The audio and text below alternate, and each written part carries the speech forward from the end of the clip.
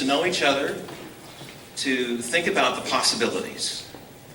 And I'd love to introduce Monsignor Dennis Michelanis, who is a mainstay of our Interfaith community.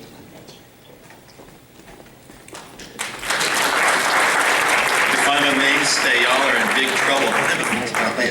So on behalf of Sidrick, of which I'm a member, and San Rafael Parish, where we are today, of which I'm the pastor, I welcome all of you here. When we were planning this and looking for a venue, I said, check out the hall, it's free, and it's available for our use. So welcome all of you to San Rafael and to this gathering today. It's great to see so many who are here. Darren said it's kind of like a wedding. There are so many I recognize, but there are also many I don't recognize, and I hope that our coming together will lead us to greater efforts of working together for the good of the community. It's my pleasure to welcome our speaker today, Bishop Robert McElroy. I'm older than he is. My father, when Pope John Paul II was elected, was reading the paper. John Paul was elected, he was 58. My dad folded up the paper, put it in the ground, and said, well, that does it. I said what? He said, you know you're old when you're older than the Pope.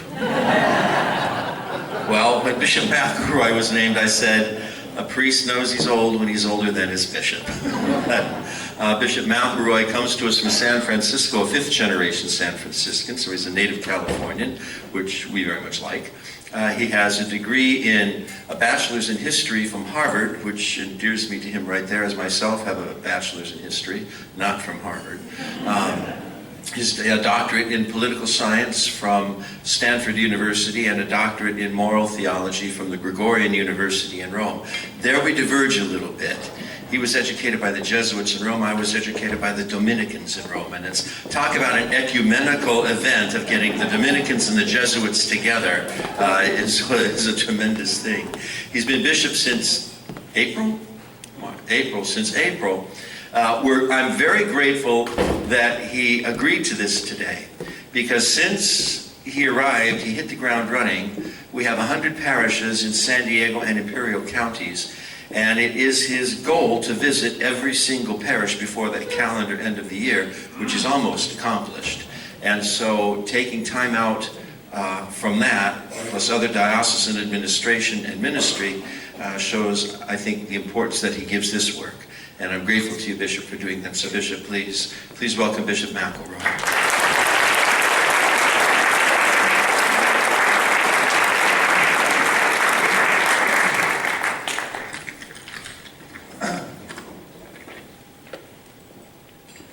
Thank you, Monsignor Michelanis. Thanks for all your work in ecumenical and interfaith efforts.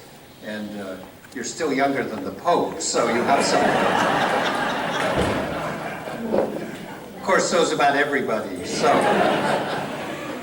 it's a joy to be here with you today and to join you in this reflection, in this process of reflection on how do we as the religious communities, I'm using the wrong mic. Is this one working?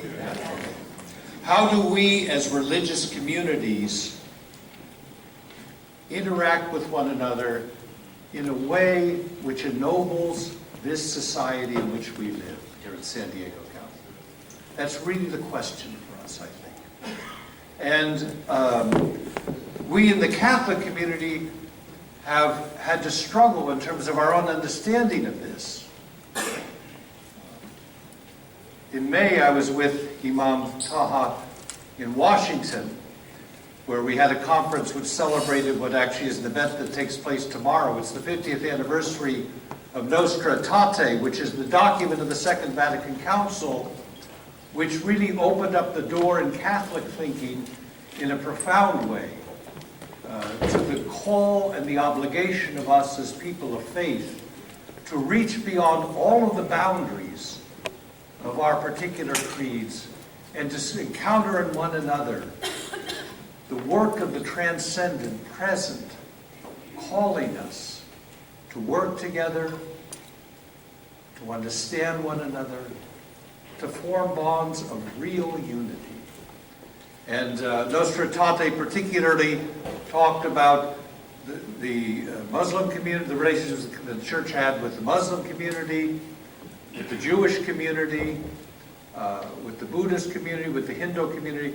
Those were particular areas of focus. But it really was a transformation in terms of us as Catholics, how we were called to think of our faith and think of the role of the Catholic Church in the world. Before that, really we were thought to be, among ourselves, fairly insular, and purposely so.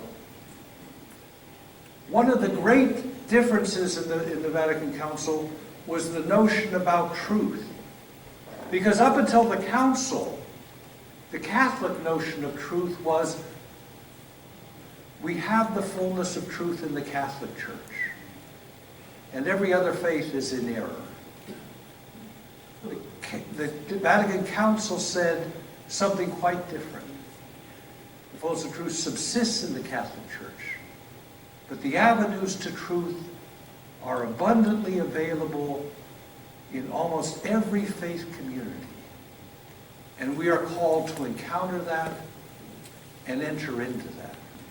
And that's really, it was an earthquake in terms of Catholic life. And it is that earthquake which brings me here. It is that earthquake which should shape the whole ethos of the Catholic community in our relationships with faith. And it is that same ethos which, of course, is undergirding this whole effort, which you are undertaking and have undertaken.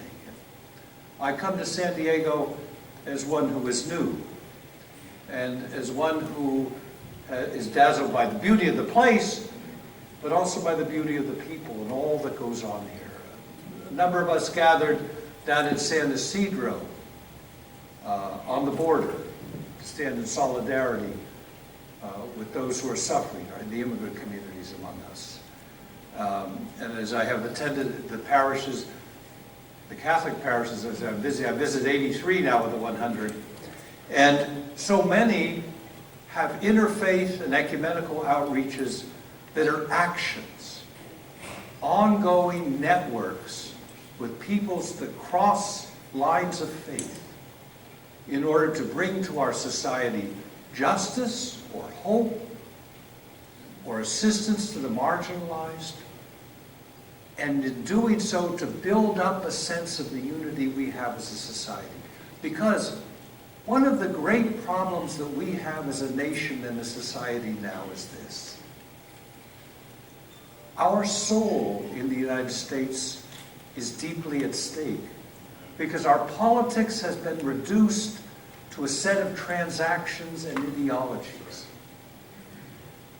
When the founders of our nation brought the United States into being, they believed, we take it for granted, but the founders of our nation were embarking upon a bold experiment.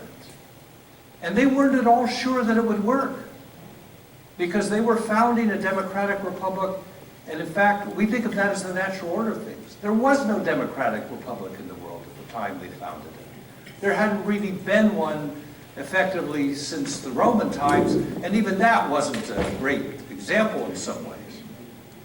And so they were launching on this bold experiment, and one of the great things they wrestled with was this. How do we instill in people a sense that they should look beyond their own self-interest? How do you, in a democracy, lead people to look beyond individual self-interest and look to the common good, to be willing to make sacrifices for the common good of the state or the city or the nation as a whole? And they believed that it could only be done if there were religious flourishing in the society, because religious flourishing calls us to look beyond ourselves and look to the transcendent and ask ourselves, what are we as a people called to be? How are we called to bring to this world a new level? Kindness, compassion, mercy, justice, understanding, truthfulness, courage, and the bonds of unity. And thus, historically in our nation, it has been a pivotal role that religious communities play and religious individuals play in their decisions of conscience to make our politics one which does not become focused on self-interest and transactional goods and ideologies, but rather looks to the good of the whole and says, at times I am called to sacrifice for others, because our solidarity is so important.